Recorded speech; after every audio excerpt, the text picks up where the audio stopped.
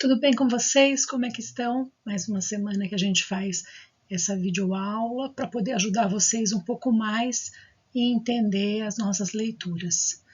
Acho que essa foi bem fácil, porque a gente tem falado bastante a respeito dela, mas eu acho ela essencial para o trabalho que vocês vão desenvolver, tanto profissionalmente como professores, quanto para o trabalho do projeto de intervenção que a gente está desenvolvendo.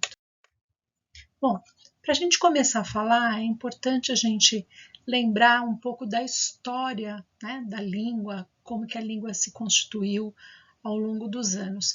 Nesse primeiro slide, vocês veem aí um recorte que eu fiz de um livro da década de 50. Vejam que a gente tem um texto e ao lado desse texto uma interpretação.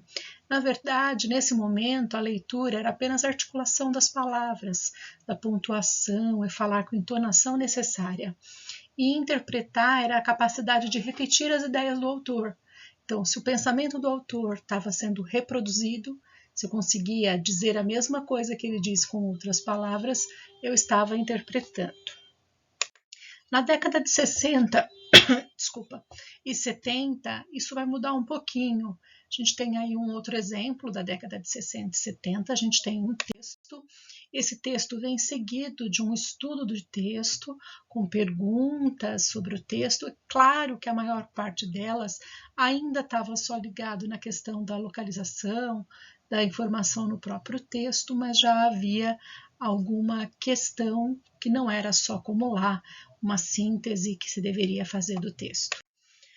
E no momento ainda deste livro, ele ainda avançava para questões de estudo de vocabulário, para questões do próprio estilo, porque era importante repetir o estilo do autor, e, é claro, da redação, que aí era aos moldes do estilo do autor, mas já numa perspectiva um pouco diferente de mudança também disso, apontando para outras situações futuras.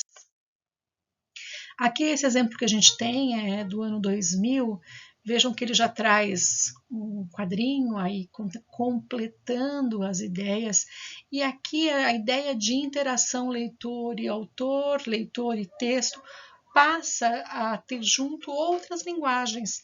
Não é só o texto, mas é a figura em quadrinho, é a imagem da propaganda, começa a trazer outras modalidades para o próprio texto.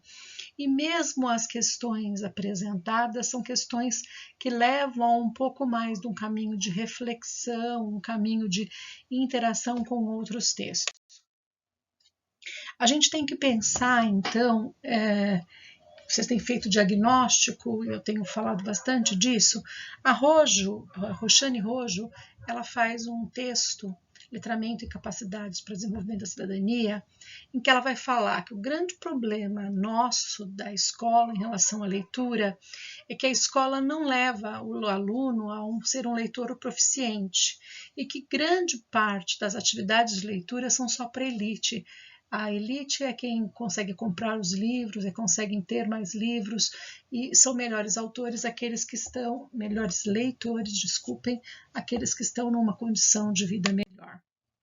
Ela vai dizer então que a causa principalmente disso é que a escola desenvolve muito pouco as habilidades de leitura dos nossos alunos e quase sempre vai só para a cópia dos textos ou para a localização muito básica das informações do texto.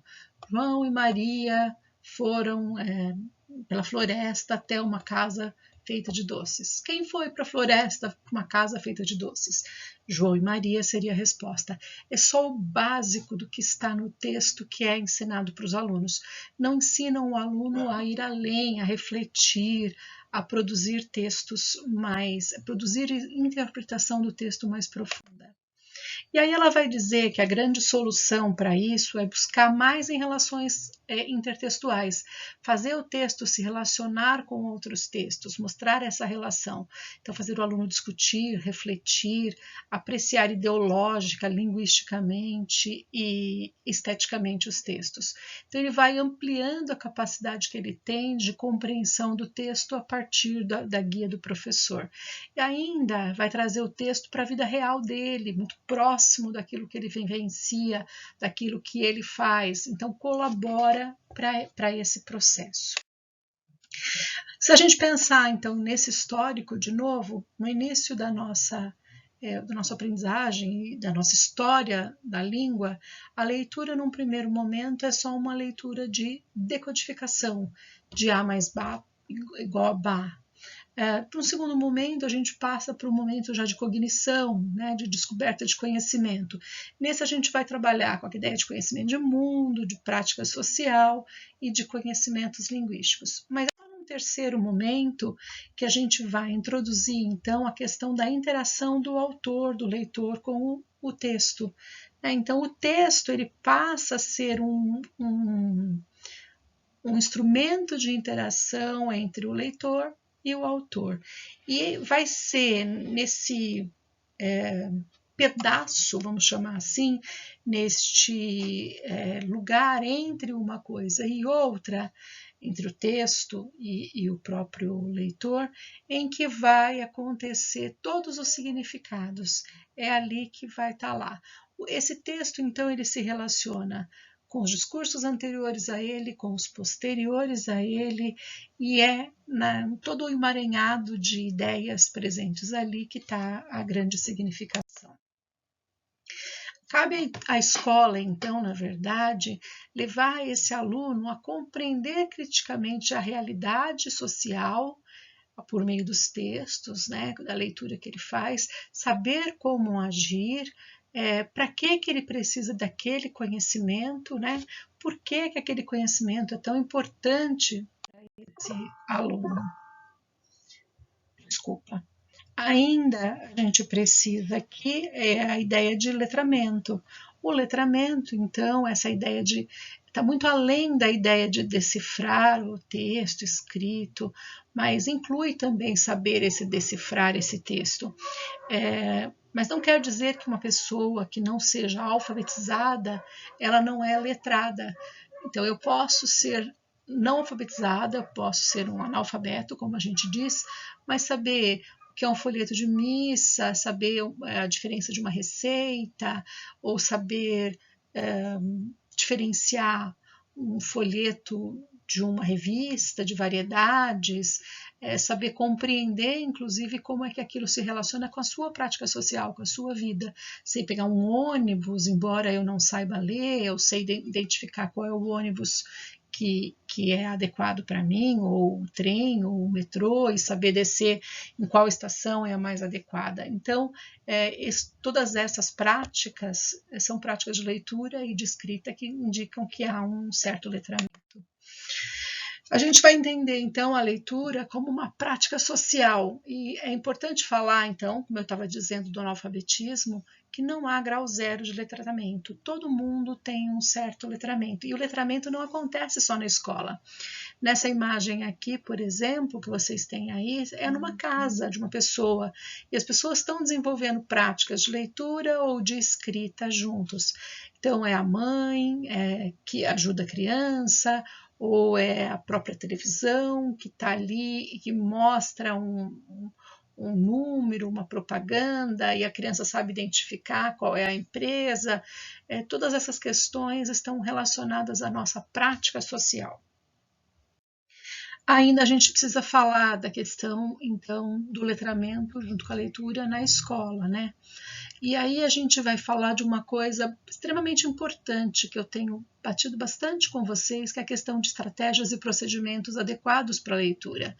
Olha, qual é a estratégia mais adequada para eu fazer com o meu aluno? Qual é a estratégia que eu devo efetivamente utilizar em sala de aula? Qual o procedimento é o mais adequado para aquele texto ou para aquele meu objetivo? Também tem a ver com a relação do objetivo que eu tenho com aquele texto.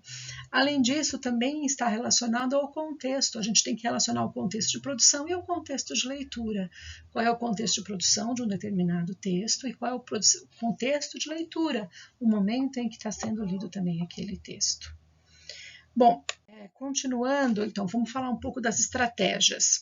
Eu tenho usado bastante estratégias com vocês a cada início de aula, mostrando para vocês essas diferenças, e temos discutido até bastante. Então, a estratégia de leitura é a capacidade que a gente quer ativar durante uma leitura. Então, por exemplo, se eu peço a partir do título para ele dizer, olha, do que você acha que trata esse título? Eu estou realizando aí uma inferência, uma antecipação de informação do que ele pretende, do que ele acha que vai se tratar daquele texto. Então, é uma estratégia de pré-leitura, nesse caso, que eu estou usando para que meu aluno possa, então, entrar mais no texto. Existem estratégias de leitura, de pré-leitura e de pós-leitura. Vocês têm isso naquele outro material do referencial curricular. Aqui a gente vai falar um pouco então de procedimentos e lembrar que os procedimentos estão sempre ligados ao objetivo. O que eu pretendo com aquilo? Olha, se eu pretendo só me deliciar por prazer com um texto, eu posso então fazer um tipo de leitura. Se eu quero só buscar uma informação, por exemplo, eu estou lendo uma receita e eu quero saber quanto que vai de fermento, eu estou indo localizar aquela informação que eu esqueci. Então, eu posso fazer só aquilo. Eu estou vendo uma bula de remédio e na bula de remédio eu quero saber quais são os efeitos colaterais que eu posso ter. Então, eu vou direto ali. Então, ela é uma leitura já inspecional, que eu vou buscar uma informação. Olha, eu posso ter uma leitura para aprender ou para revisar ou simplesmente para me deliciar com o texto. Qual é o meu objetivo? Aí a gente tem, então, os procedimentos ligados aos objetivos. Eu posso ter uma leitura integral, por exemplo, de um texto, ela pode ser inspecional, quando eu vou só procurar alguns elementos, ela pode ser de tópicos, buscando, por exemplo, um verbete, por exemplo, para revisão, para olhar o texto. Então, depende muito do meu objetivo. Agora, em relação aos procedimentos didáticos, que são aqueles que a gente usa em sala de aula, ou mesmo fora da sala de aula, mas num projeto, com valor educativo, vamos dizer assim, para ajudar o aluno a aprender a ler. Então, eu posso fazer uma leitura colaborativa, uma leitura programada, posso fazer uma leitura em voz alta, posso deixar o aluno ler sozinho, escolher a sua obra. Vejam, há diferentes tipos de procedimentos e todos eles são extremamente válidos e importantes. Por fim, hoje eu termino aí com uma frase do Francis Bacon, que diz assim: os livros têm grande importância em nossas vidas, não só porque auxiliam na construção do nosso conhecimento, mas também porque nos trazem palavras de encanto, doçura e suavidade. Então a gente tem que pensar em equilibrar também para os nossos alunos. Ler é conhecimento, mas ler também é prazer.